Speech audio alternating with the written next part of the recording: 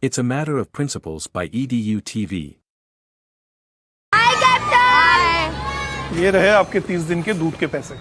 पर पिछला महीना तो 31 का था ना अम्मा।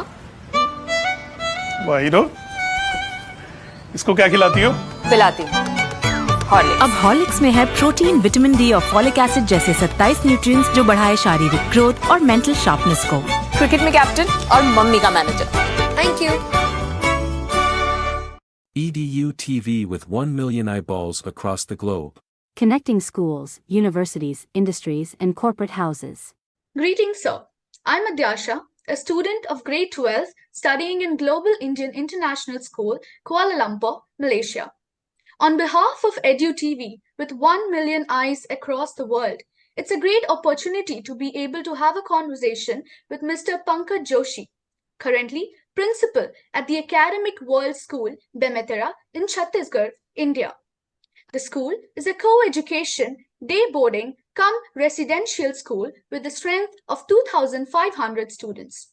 They have approximately 500 students residing in the 2 boarding houses for boys and girls. He has worked for almost 25 years at the Doon School, India. During his tenure there, he held various positions and contributed to the multifaceted development of the youngsters. Some important portfolios that he held include Housemaster, Head of Department, IB Diploma Program Coordinator, Round Square, and International Student Exchange Coordinator. He also looked after the outreach program of the school. His core strength has been the teaching of mathematics, both at national and international curriculums. He has taught mathematics and prepared students for the ICSE, CBSE, IB, and IGCSE examination boards for more than 25 years. He has also taught Theory of Knowledge, a course like epistemology and an integral part of the IBDP. He is a senior examiner with the IB, thus leading a team of examiners. He has also been a part of the standardization body, playing a major role in the setting of standards for the evaluation of answer scripts in these examinations. He also works for the IBO as an online workshop facilitator for mathematics and train teachers on an international platform from around the globe. In addition to this, he is a professionally trained mountaineer from NIM Uttarkashi and has a deep interest in environmental issues. As a mountaineer, he has climbed many mountain peaks and has been leader to mountaineering expeditions around the world. These include Mountain Kilimanjaro, Mont Blanc, Island Peak, Bhagirathi, and Jogin Massifs, and many others. Welcome, sir. Sir, in our modern, hyper-connected world, the constant buzz of notifications and the allure of endless information at our fingertips have become an integral part of our daily life. This delves us into the concept of a digital detox. Sir, what do you have to say about the art of digital detox, especially for the board students who have their board exams in February? Over to you, sir. Okay, thanks, Adhyasha. I think this whole concept of digital detox is something that we need to really understand what is digital detox. Because in today's world, if somebody is really expecting a student who's 16, 17, or 18 to absolutely cut away from the digital world and prepare for the examination, that is something I think asking for the impossible. So that is not going to happen. So let us first put this thing clear. So I think rather we need to get our facts correct and get into a mind frame where we can train ourselves and our young leaders of tomorrow on how to use the digital platform properly. Now, in the run up to the examination, there are a few things that students need to do. And one of them is that when you're actually preparing for your board examinations, uh, it preparing for the board examinations can actually be a very, very stressful experience for the students. It requires intense focus, it requires dedication, it requires hard work. But all this can be overcome when you can or you are able to develop a comprehensive plan, where you set up realistic goals for yourself, and where you stay organized. And staying organized is something, and setting realistic goals along with it is something where you can actually use the digital world in such a manner so that the stress that is there of the examination, that gets taken care of. So you can actually, as students, reduce their stress levels, and you can also maximize your chances of success by using the digital world, your machines, your computers, your Apple Macs, whatever it is, by using it in the proper way, in an optimum method. The first thing, whether you are preparing for a digital examination or whether you are preparing for a paper examination, I think the first thing that is important for a student is to develop a positive mindset to achieve your goal. Now, for example, let's say there's a student and the goal is to pass a board examination or to get good marks in a board examination. So that's the basic goal, right? So one needs to have a positive mindset for that. Being glued too much to the social media is going to hamper your chances of having a positive mindset, because the problem with social media is that the social media comes with a screen, and the screen emits blue light, blue rays. Too much exposure to blue rays leads to less sleep. Less sleep leads to being disorganized the entire day. Your whole thought process gets affected by that. You are tired the whole day, which impacts your preparation for the examination, which obviously will have a negative impact on the entire mindset that a student would have to approach the examination. So I think we need to create a positive mindset. And to do that, what you need to do digitally is that you need to regulate your digital hours. Your generation, if I ask you to completely be away from digital media, that is not going to happen, and that is not required as well. But I think what is required is you start self-regulation. All students, they start a self-regulation, because you obviously use social media and you use your digital things for your studies as well. There are so many schools in the world who are giving digital lessons, who are giving digital material for students to prepare. But I think what needs to be done is the students need to regulate their presence on the social media and the amount of time they spend on the use of social media. I think it's actually a mindset, and you must train yourself on from the day you start studying for the examinations and until the day you take them, because once your examinations are over, you have more and more time for social media and doing a digital presence in the world. But otherwise also, even if exams are not coming, I think as a student one needs to uh, carefully plan their time on the social media.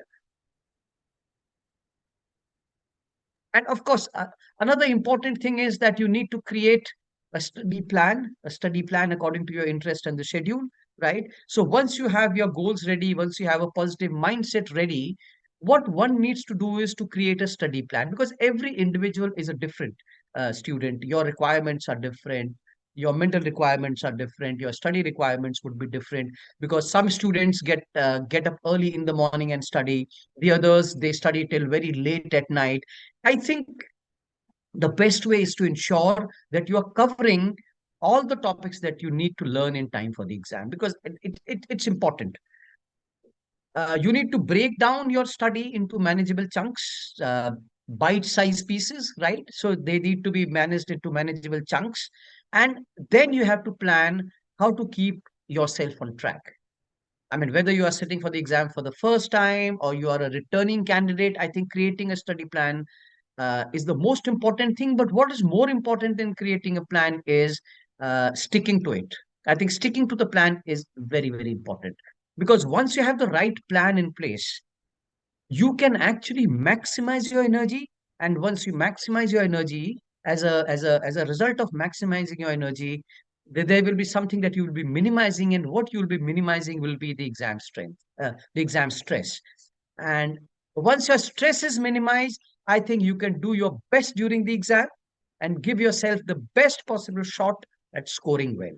I think, again, if you are able to manage your presence on social media, and if you are able to manage the time that you are spending on social media, you will be able to create a better plan. Once you are able to create a better plan, you will be able to execute it better. You will be able to, you know, plan it better. You will be able to maximize your energy and minimize stress, which will lead to better results in the examination. Of course, while you are studying, another important thing is that it's not a great idea to study for very, very long hours in one go. Absolute little short breaks are required in between, because taking breaks during your study sessions and also hydrating yourself again and again, it basically ensures that your brain also gets the right energy, and it also ensures that you are in the right mood and you can retain the information that you have just taken from that session. So I think it's important to take regular breaks. It's important to eat well. It's important to drink plenty of water. And it's obviously important to, because you'll be able to do all this only when you are able to regulate your time on social media. Once you are able to regulate your time on social media, you will be able to do everything that you plan for your examinations. Okay, so these are a few things. Then, of course, other than that, I think it goes without saying that you need to have an exercise regime, because you obviously are working harder in your exams than other days. So you need to have regular exercise, take a balanced diet, take a nutritious diet, because the younger generation, of course, you people are much more informed about things than our generation. But I think one of the things that the younger generation works on, and especially during the examination time, is that try to avoid junk food as far as possible, avoid beverages like coffee and tea. Instead, I think you should look at food that is cooked at home, food that is cooked by your parents. Any part of the world, I think home cooked food is the best and the most nutritious food for you. Uh, of course, get a minimum of 8 hours of sleep every day, and all these things are going to not only energize your body, give you a regular routine, but they will also give you a better mental health, a better brain health, and they will also affect your concentration, which will result in you being able to execute your plan for your study properly. Another important thing is, in the run up, when you prepare for the exams, I think you also need to look at how you are studying, because just studying and not testing yourself is not a great idea, because you need to know whether you have studied, whether your study has been effective or not. One thing I always tell my students is to take mock tests, because you also have to assess your level of preparedness, whether you are prepared for the exam or not. I may be sitting for 8 hours, but maybe I am not effective as a learner. So there's no point doing that. I think you need to take little mock tests for yourself. You may ask your teachers to prepare mock tests for you so that you can take those tests. You can have, if you are used to peer study, I don't know, but so some of you can make mock tests for each other, and do peer assessment, and that also can help you in understanding your level of preparedness. There are many things, there are many things you can do. You can use memory aids. You can use mnemonics, right? For example, if you're a math student, you will understand very popular mnemonics to understand the formulas in trigonometry is SOA, TOA, SOA, CAH, TOA. Sine means opposite upon hypotenuse. Cos means adjacent upon hypotenuse. And so you can use mnemonics, which is a very good idea. And not only mathematics, I think mnemonics can be used in other subjects as well. You can go to your teachers and ask them to develop mnemonics for you. You can use, there are various memory aids available nowadays. You can create groups of words.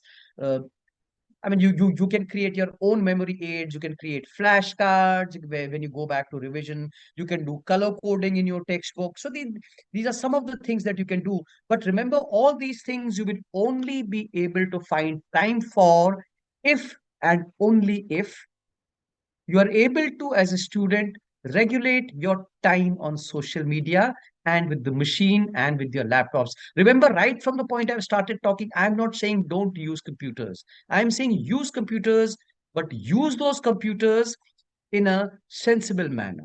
Use them when you need them. Of course, by all means, they are there to help you, but don't use them beyond, because see, when you are using computers for social media, you will come to know yourself when you're wasting time on that.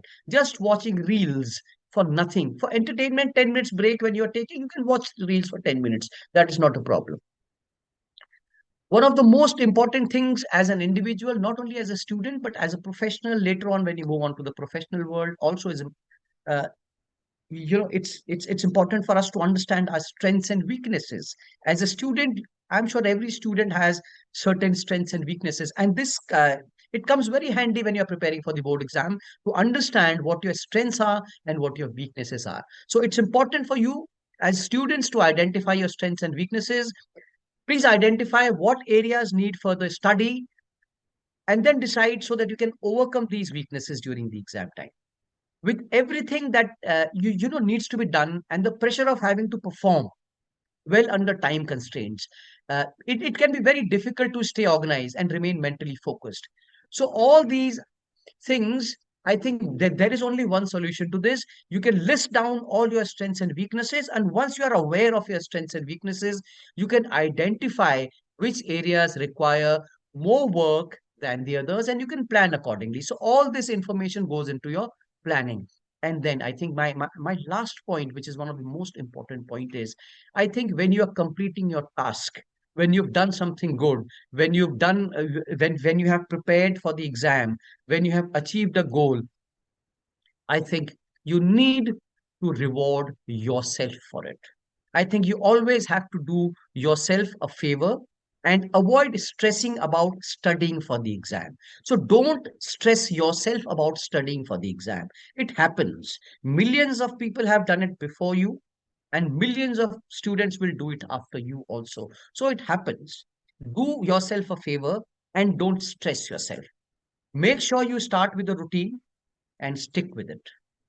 Whenever you get bored, I think the best thing is to take a break and reward yourself for completing the task you have set out to do. That reward could be anything. That reward could be a 10-minute break and playing with your younger sibling.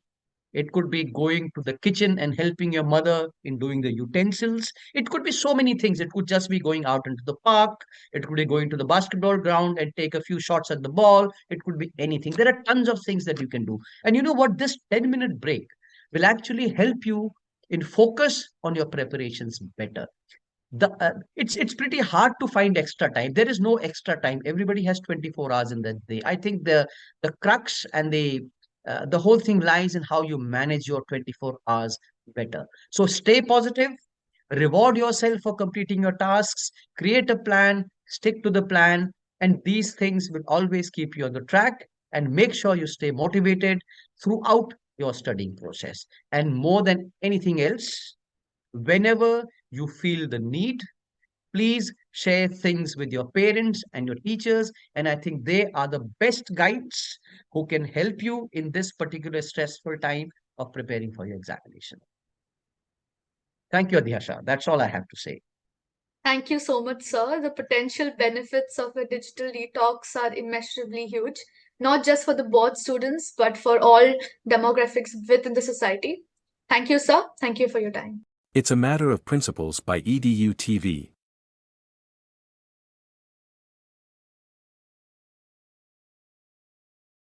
EDU TV with 1 million eyeballs across the globe. Connecting schools, universities, industries, and corporate houses.